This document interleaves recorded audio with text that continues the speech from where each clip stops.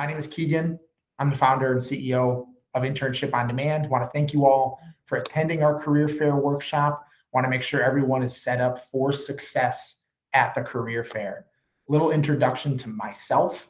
I'm a UW-Madison grad, go Badgers. Graduated 2 years ago with my bachelor's in mechanical engineering, certificates in business and entrepreneurship. I'm also a master's student pursuing my master's in leadership and organizational development at Lakeland University. While I was in college, I had 2 internships, one internship, 1 co-op. I got my first co-op at Kohler Company up in the Sheboygan, Wisconsin area. And then my internship, my senior year, was at Focal Point Lights down in Chicago. After graduation, I went to work as a rotational engineer at the Sub-Zero Group and then left in June 2021 to start full-time on Internship on Demand. Quick story about my background, and when it comes to internships and co-ops, I didn't get my first co-op until my senior year, and it was tough. It kind of stunk, to be honest. And one of the things that we're really excited to do with Internship on Demand is help students like yourself really take that next step and take charge of getting that internship and getting that co-op, because it is hugely impactful for your growth as an engineer. A little bit about Internship on Demand. Essentially, we help students get internships, co-ops, and full-time jobs with the companies they're looking for and the careers that they're looking for. And what we do is we lead a lot of workshops like this, handling professional development for our students. We have a growing network of students, graduates, companies, and mentors who've helped lead students into that transition out of college into a career. We also run virtual internships that help students get a foot in the door and learn what it's like at today's most innovative companies. Graduates from Internship on Demand have taken full-time jobs and internships at GE Healthcare, Vortex Optics, Boston Scientific, GreenHack, just to name a few, and that list continues to grow. But here's what we're talking about today: rocking the career fair. A couple things we'll talk about in this presentation is give you everything that you can land that summer internship or that fall co-op. At the career fair, what we'll touch on is knowing who you're talking to. We'll spend some time talking about what you say to them once you get to them, right? We'll call that the elevator pitch. We'll talk about your resume copies and how to relax and use the career fair successfully. So first point is knowing who you're talking to. What we mean by this is being strategic about the companies that you're going to be speaking to at the career fair, because there's a lot of people there, there's a lot of companies and a lot of students. So we recommend doing your research ahead, checking Handshake. So checking the UW-Madison Handshake page or your university will give you an opportunity to see who's going to be there. If you know your goals and what you're looking for from an internship or a full-time job, you can narrow your focus on a specific list of companies. And when you do, make sure you're looking at what they're looking for. If they're looking for a mechanical engineering internship and you're a mechanical engineer, that's a great fit. But if they're only hiring for a civil engineer full-time and you're not a civil engineer or looking for full-time, that's a company that you probably shouldn't talk to. Because you have limited time, you want to be strategic about the companies that you talk with and why. Quick note on what to wear. It's always kind of a weird time, and I know going from a virtual career fair to an in-person career fair now this year, there's a lot of unknowns. We always recommend dressing professionally, both your appearance and the clothing you're wearing. That doesn't mean you need to go full-on tuxedo or full-on suit and tie. You should be wearing the attire that you would wear on a typical day. So if you're going to be an engineer in an office, that's what you're going to dress like at the career fair. This means tucked in shirts, typically with a collar, or at least a crew neck, clean sweater or shirt, nicer pants, a long dress or skirt for that career fair. The interview is really where you want to step up that dress game and really wear, the suit and the tie, your formal blouse or a blazer to look the part for the interview. That's where you go business professional. We want to talk elevator pitch. I think if you take one thing away from this presentation is the importance and how to build an elevator pitch. It's one of the most critical things that you can master and bring to the career fair tomorrow and in the future, right? So the elevator pitch is the 30 to 60 seconds that you open with when talking to recruiters. You want to give them your name, your major, your year in school, what you're looking for, an internship or a co-op, and then end with a call to action that leads the discussion on with that recruiter. So looking at what that's gonna sound like, quick practice one here. So mine is, hi, I'm Keegan. I'm a junior here at UW-Madison, pursuing my bachelor's degree in mechanical engineering with a minor in art. I'm looking for a summer internship, and I'm really interested in learning about your company and your open roles. Can I hand you my resume and walk you through it? So right there, we've got my name, my standing, what degree I'm pursuing, what I'm looking for, right? The summer internship. And then I end with my call to action that says, can I hand you my resume and walk you through it? This gives you an opportunity to answer the question that every recruiter loves to ask is, tell me about yourself, or what are you looking for in an internship? You can really get the conversation started well with a fine-tuned elevator pitch. Don't be afraid to tailor that elevator pitch, which is something I 100% recommend as you get the skills and you nail that elevator pitch. What we mean by tailoring your elevator pitch is every company is going to look for something specific or unique to their organization, right? They have unique values, they build specific products, they have specific materials. And if you can tailor that in your elevator pitch or your answers to questions, you're going to give yourself a big leg up in landing that interview with your company. And the great news is all of this information is available on their website or on their job posting. That's where the research comes into play. So applying a company focus to your elevator pitch means you're going to do the same 30 to 60-second elevator pitch, introducing you, your background, and what you're looking for. But you can also tailor it. So Microsoft, we know Microsoft, they're a software company. So if you have coding experience or software experience, maybe drop in a little nugget of your software experience into your elevator pitch. If you're talking to Ford, you can highlight your love of cars or how you used to work on cars over the summer. Or maybe you worked in one of the student orgs who built ASME or the SAE cars or the electric vehicle. And if you're talking to Milwaukee Tool, that's an opportunity to highlight your design class experience, or maybe your experience working with plastics.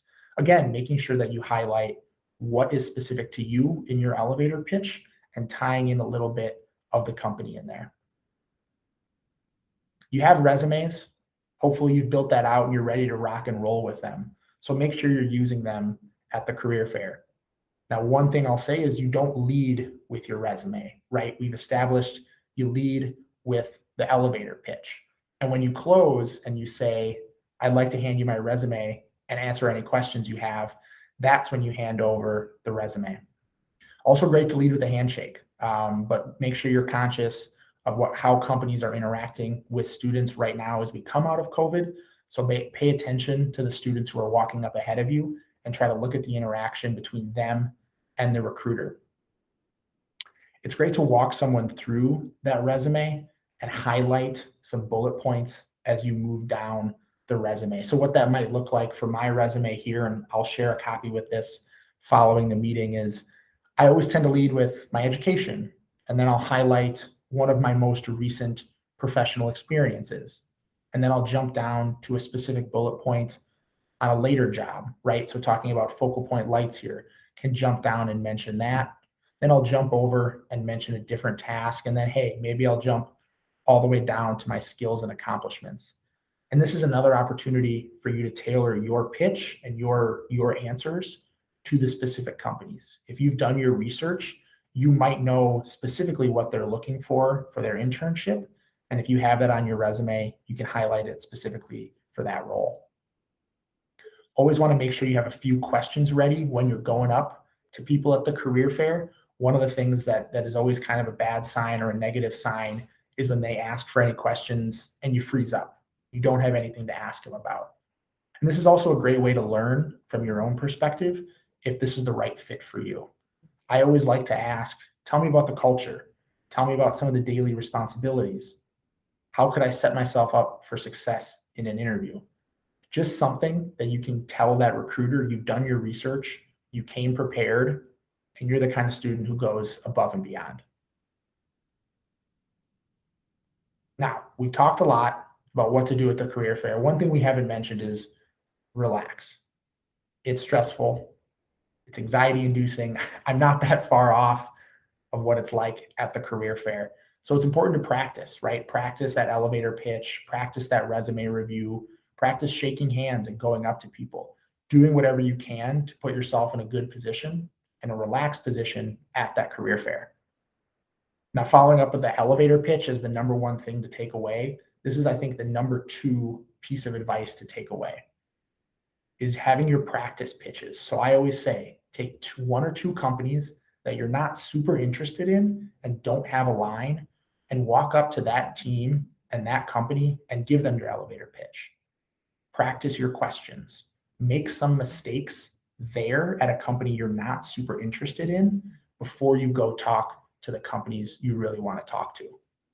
So what I mean by that is if you're really excited to talk to Microsoft, but you're not so excited to talk with Apple, walk up to Apple, practice your elevator pitch, get any of those nerves out, shake out any of the nervous juices, and then when you're ready, you can go up to Microsoft and really nail that elevator pitch and give yourself a really good look to landing an interview. So now it's time to talk resumes. We've got you ready to go at the career fair. We want to make sure you've got that resume dialed up and ready. So we all know the resume. It's kind of that one piece of paper that highlights it, your work experience. What we're talking about today is reviewing what you should have on that resume. We won't go into a ton of detail. The resources we'll share with this meeting will help you prepare that a little bit more. We'll touch on what you can do if your resume is not so full and how you can make it appear a little more full and fill out some of those foundational skills.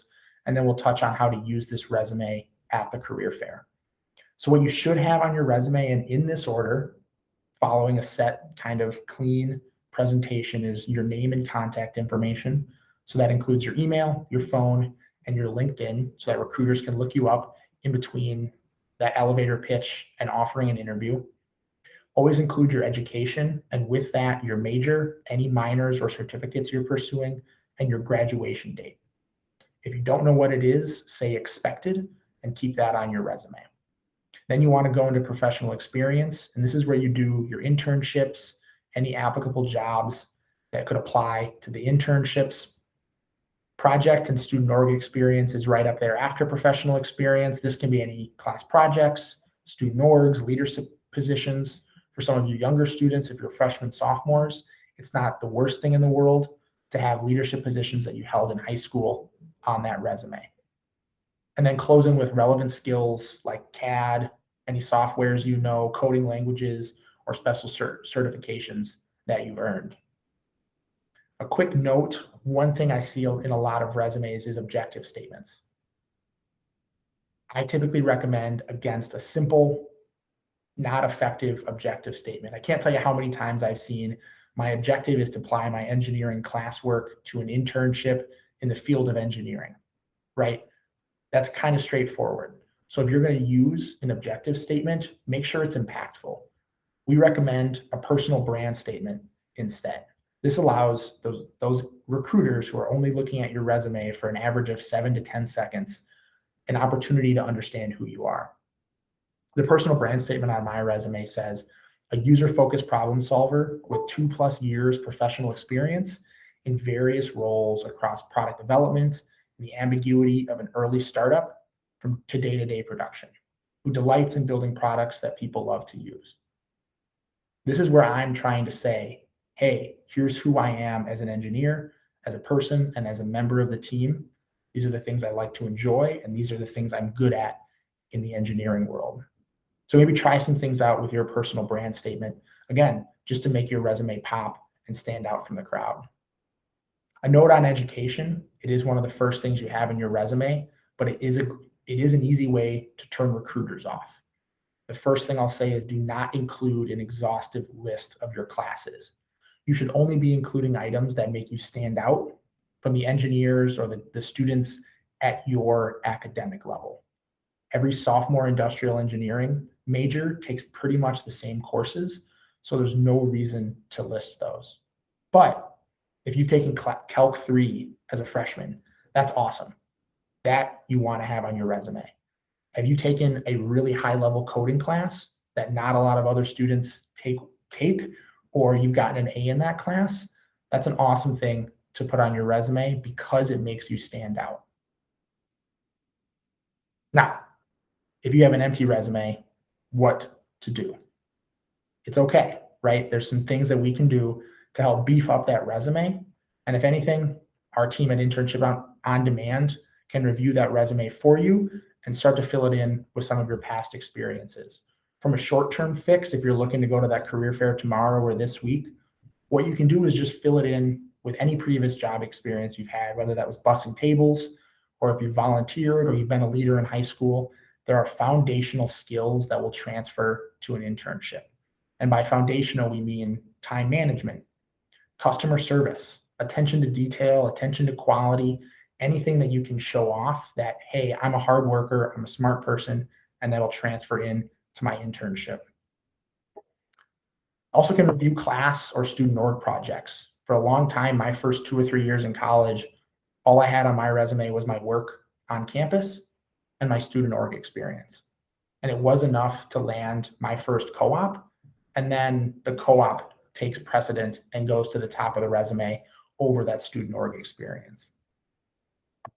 And long term, what you can do to fill out that resume is join a student org on campus. So that's how you can get that project experience working with organizations like ASME, Insight Wisconsin, your university's consulting club, to get that hands-on experience to fill out your resume.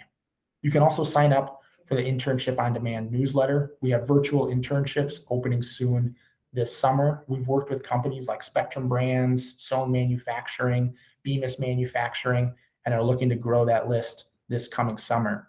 And if you visit our website at our student tab, you can sign up for a resume review at any time and let our team help improve your resume. So how to use that resume at the career fair. You filled it out, you've got it looking good. You want to treat that resume as an extension of you and not the whole you.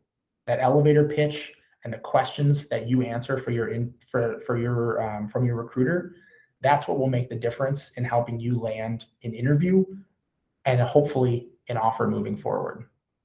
So don't just hand them a resume and not do anything. You want to give them that resume and then talk them through it, right? Point out valuable information that, work you've highlighted that makes you stick out from the rest of the crowd.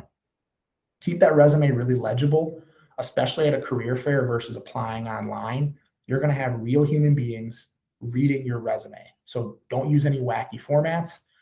Make sure the font size is big enough to be read from a few feet away, and give them room to make notes. You're going to be asking people to make notes and highlight things on your resume. So you want to be giving those to companies as well as your practice companies, so you can get used to walking through that resume and delivering your elevator pitch. So you've nailed the resume, that's ready to rock and roll, and you've got an interview.